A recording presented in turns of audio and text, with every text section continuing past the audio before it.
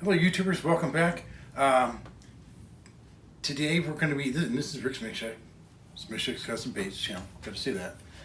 Almost forgot. Today it's going to be the first part of a short series, 2 or 3 parts. I'm not sure exactly how far we'll get. Of how I'm going to come about making a smallmouth bass pattern that I think eventually I'll get it put up on the website for certain baits. But how do we come up with that? How do we get to that point? How do we make those colors? How do we decide how we're going to make those colors? That's what I'm going to show you today. I'm going to move the camera here in just a second. But I printed a picture of a guy holding a smallmouth bass. Okay, just did a Google search for smallmouth bass, and this one looked like a nice picture, so I printed it. Now I've got a couple of color wheels here. So let me go ahead and get the camera moved, and then I'll show you how I went through this process, and I'll show you what colorants I'm going to use to make these baits. All right, see you in a minute. All right, so we're going to start off with our picture here. You can see that a little bit better. Okay, it looks like a pretty decent picture. Looks like the picture has a crease in it. Well, that's because I did. I went in and I creased it like this to make it easier to do one of the next steps. All right. Okay, here's one of the color wheels that I use. I use this one a lot. The outside. Let's just start with the orange here. Okay. The outside here is your base color. Right. The inside, this here, right here, this first one here, that's a tint. And this one down here is a shade. What's the difference? Well, a tint, you add white to the base color, and a shade, you add black. Okay. But we can turn this color wheel different ways. We can turn it, we can check out all the colors in the spectrum and see what we're looking for. There's information on the color wheel on how to use them. We got both of these off of Amazon. But see here we have more. There's just more colors on this side, and this tells you the differences too. Like you have. Yeah, I'm not even going to get into all that because we're not even going to use that. But this one here, this one is nice because, like here with the orange, if you're trying to make different, see here. There's a different color here, but to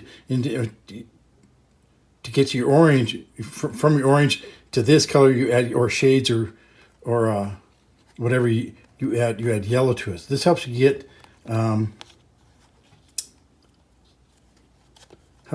a little closer as far as knowing what colors to add to them to change to make the changes you want to change. Okay, but you can add the black, whatever. Okay, we're going to go ahead and verify something here on this wheel. Once we do some checking on this wheel, all right? Okay, so we're going to come up here. This is what I did. It may sound stupid. I may be doing it wrong, but it works.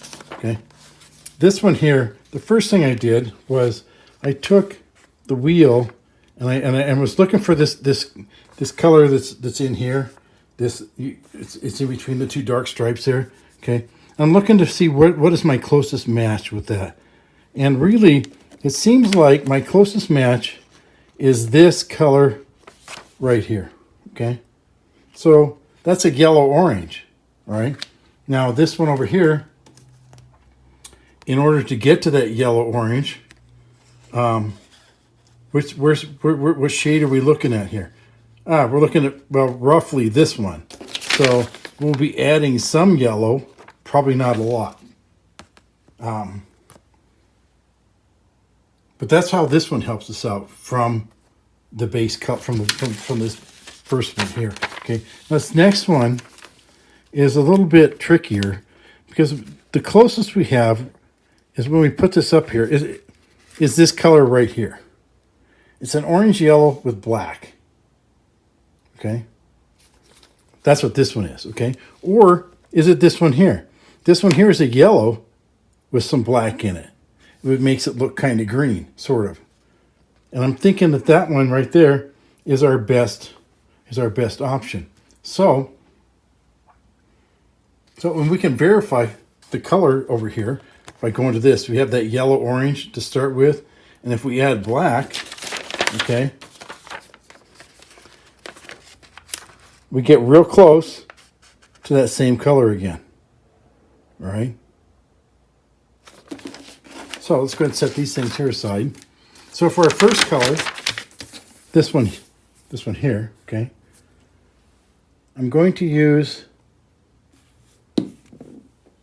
this orange, right, as my base, and I'm going to add this yellow to it, right?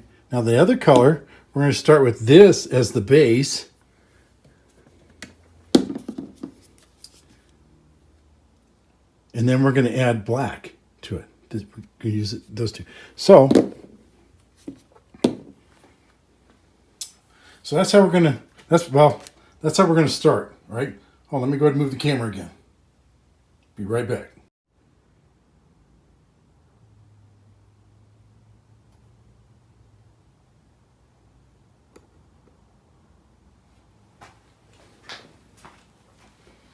All right, so even without being experts, we can use these experts at any kind of color matching or whatever.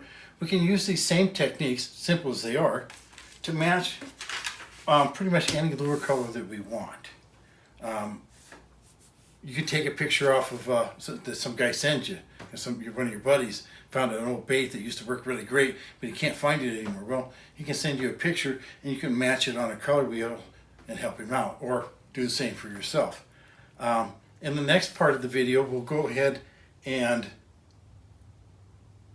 cook the plastisol. Well, I'll probably have the plastisol cooked before we start. But we'll go ahead and mix the colorants and the glitters in. I'm not sure exactly what glitters I'm going to use just yet. But I'm going to do I was just looking at the bait picture, at the fish picture, to see if I can get a quick inspiration on the glitter. We'll figure it out. But I'm probably going to do the bloodline as this white belly, or sort of white belly. It's kind of an off-white. I might have some plastisol made up, and I'll probably just shoot the bloodline mold, this little thing here. So we have a bloodline for them, and also so we can represent that belly color. But with that said, I look forward to seeing you guys in part 2. If you liked what you saw today, if this helps you out, hit the like button, hit the subscribe button. Go ahead and hit that bell icon also, so you get notifications when a new video is available. And until next time, tight lines and calm waters.